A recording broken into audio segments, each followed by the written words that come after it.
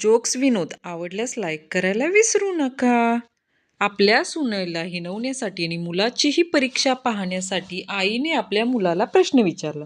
बेटा, जर मी आणि तुझी बायको दोघी बुडायला लागलो तर तू कुणाला वाचवशील? तेवढ्यात सुनबाई म्हणाली, हे पहा, तुम्ही तुमच्या आईलाच वाचवा, कारण मला वाचवायला तर अनेक जण पुढे सरसावतील.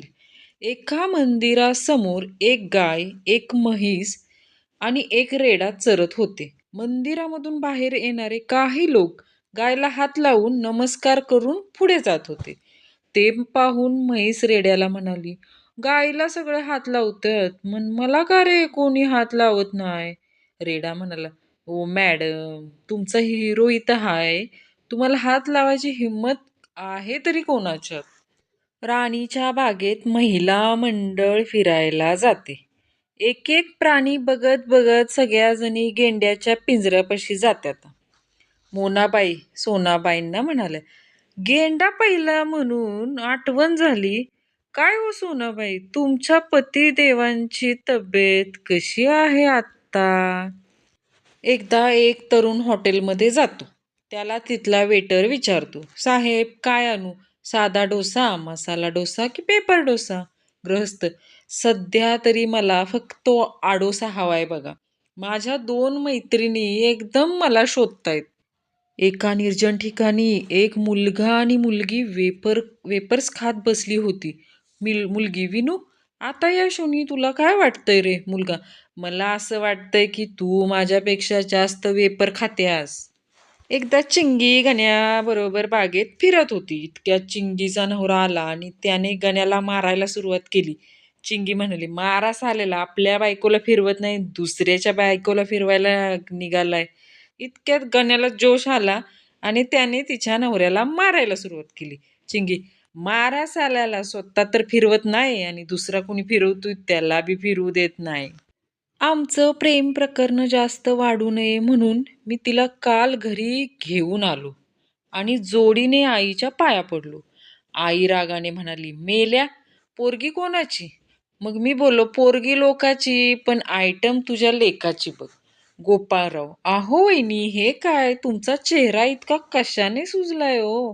वहिनी, चोराने मारलं. गोपाळराव, अहो मग दागिने घालून कशाला फिरता? फार तर खोटे दागिने घालायचे बघा, म्हणजे धास्ती नाही. बहिणी, तसंच केलं होतं. परवा खोटे दागिने चोरीला गेले आणि काल तोच चोर आला आणि खोटे दागिने घालता लाज नाही वाटत असे म्हणून सनसनीत थोबाडे दिल्या बघा. मी जेव्हा जेव्हा खाली पडलो, मित्रा, मी उभा राहून पुन्हा जोरात दौडलो. मित्रा, कारण माझ्या मागे लागला होता एक पिसाळलेला कुत्रा. शिक्षक, तुला एखाद्या लढाईबद्दलची माहिती आहे का र? चिंटू, हो शिक्षक, कोणत्या र? चिंटू, आईने घरातल्या गोष्टी बाहेर सांगायच्या नाहीत असं सांगितलं आहे. लक्ष दादा, काय सांगू तुला, माझ्या मनातला हर्ष. माधुरीच्या गोऱ्या गोऱ्या अंगाला होतो माझा स्पर्श.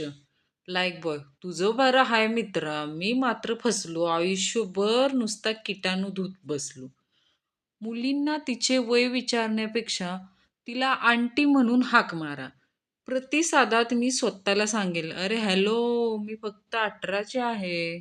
सूरज, काय रे, तुझी बायको काल तुला झाडून का मारत होती र? नीरज, अरे काय नाही, काठी लपून ठेवली होती ना म्हणून.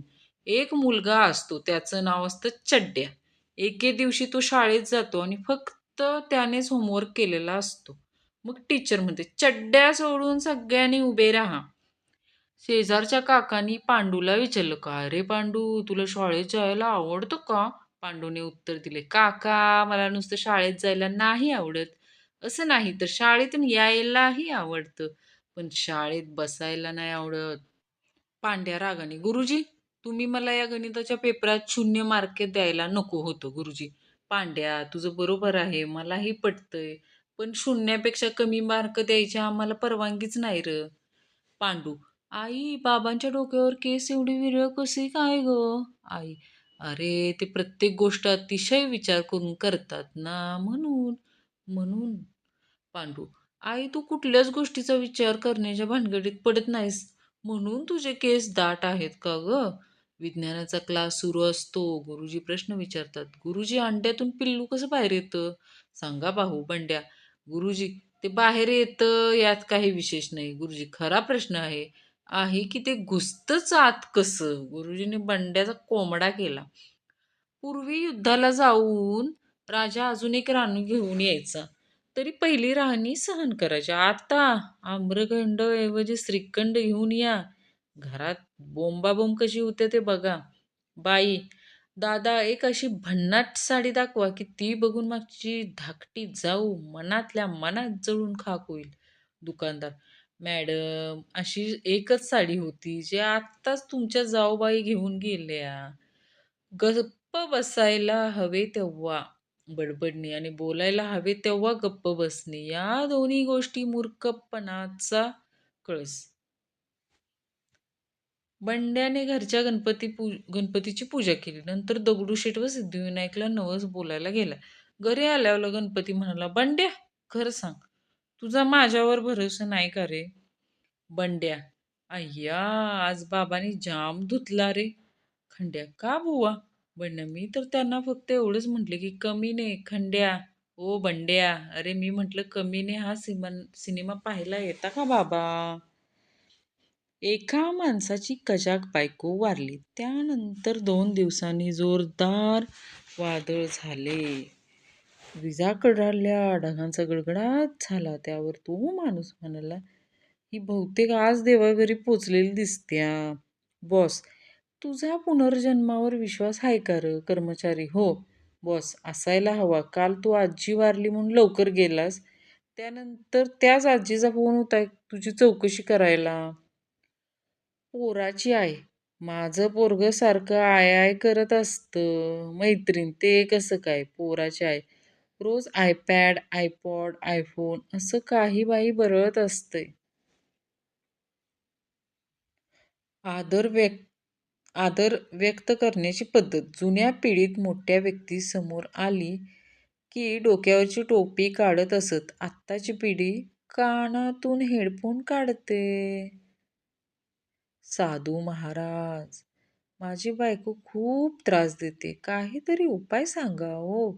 माझ्याकडे उपाय असता तर मी संन्यास घेतला असता का रे?